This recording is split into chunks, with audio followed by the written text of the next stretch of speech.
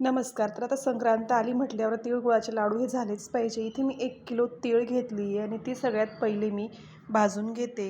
छान अशी लालसर होईपर्यंत भाजायची. खूप जास्तही नाही भाजायची, नाहीतर ते कडसळ लागते तीळ. तीळ भाजून ती पूर्ण गार होऊ द्यायची. आता इथे माझी पूर्ण तीळ ही भाजून झालेली आहे. तुम्ही इकडे बघू शकता तिळीचा कलर चेंज झालेला आहे. थोडासा असा ब्राउनिश कलर होईपर्यंत भाजायची आहे. आणि इथे आता मी अर्धा किलो गूळ अशा पद्धतीने बारीक करून घेतला आहे. 1 किलो तिळीसाठी अर्धा किलो गूळ हे एकदम अचूक प्रमाण आहे.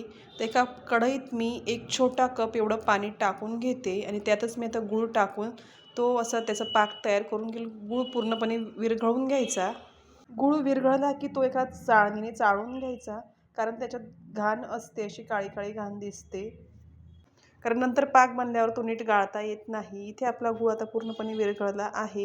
आता हळूहळू पाक व्हायला त्याची सुरुवात झालेली आहे. इकडे मी आता सुंठ आणि जायफळची पूड घेतली थोडीशी. ते ऑप्शनल आहे, तुम्हाला आवडत असेल तर टाका. माझी आजी सांगायची की पाक हा झाला हे कसं समजायचं, तर एका डिशमध्ये किंवा बशीमध्ये पाणी घ्यायचं आणि त्या पाण्यात अशा प्रकारे तो पाक टाकायचा. त्याचा जर असं पूर्णपणे गोळी त्याची तयार झाली की समजायचं पाक झाला. अजूनही आपली इथे गोळी होत नाही म्हणून पाक झालेला नाही. आता मी पुन्हा एकदा इथे टाकून बघितलं तर अशा प्रकारे ती गोळी तयार होते. आता आपला पाक हा पूर्णपणे तयार झालेला आहे. पाक झाल्यावर मग ते सुंठ आणि जायफळाची पावडर देखील मी आता यात टाकून घेते आणि यात आता परत 2 ते 3 चमचे तूप देखील टाकायचं आहे. तूप टाकल्याने लाडूंना छान चमक येते.